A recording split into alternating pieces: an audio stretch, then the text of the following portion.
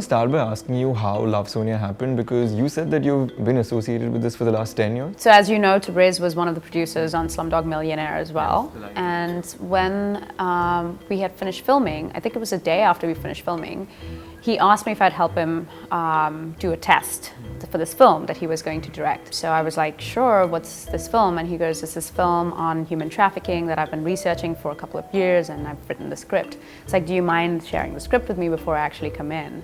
And so I did read the script and was absolutely, first of all, truly disturbed by what I'd read, because a lot of it was, I was very young, I was like 22 years old and quite sheltered from a lot of details, which a lot of people still don't know. You could be like 40 years old and still sheltered from all of those details anyway. Ended up going and doing this test, and I remember reading various parts. I read Preeti and Madhuri and Rashmi and whatnot, and there's something about reading Rashmi back like 10 years ago. I just knew, oh my God, I really want to play this part someday. Now, obviously, it took 10 years for this film to get made, but in those 10 years, I've read various iterations of that draft.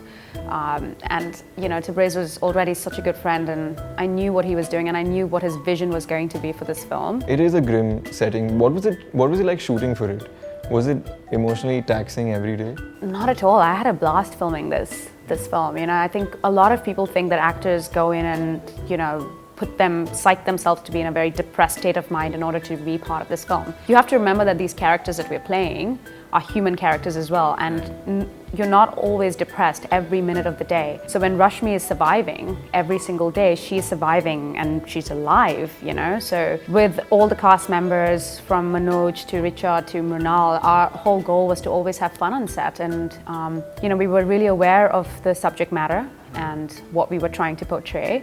But obviously our end goal is to not depress our audiences, but to kind of keep them connected to the human story and to make them feel inspired. Hollywood has really taken on the MeToo campaign in a big way, and they've really adapted to it. Why do you think it's not come to India? What is it that's preventing us? Is it because we're still not comfortable talking about sexual abuse? Well, we're not comfortable talking, period. You know, like let's leave the sexual abuse part of it, but we're not the best communicators, and that is a cultural thing as well. I feel there's a lack of support and a lack of the collective voice that makes women even more fearful of coming out with their stories. It's not like people haven't. There have been a few women who have come forth, but the reason why they haven't been given the kind of platform that a lot of women in the West have been given is because there's still this, they're doing this single, they're doing this solo, they're doing this alone, you know, and there is no, the force field isn't filled with other voices that make other women who come out feel safe.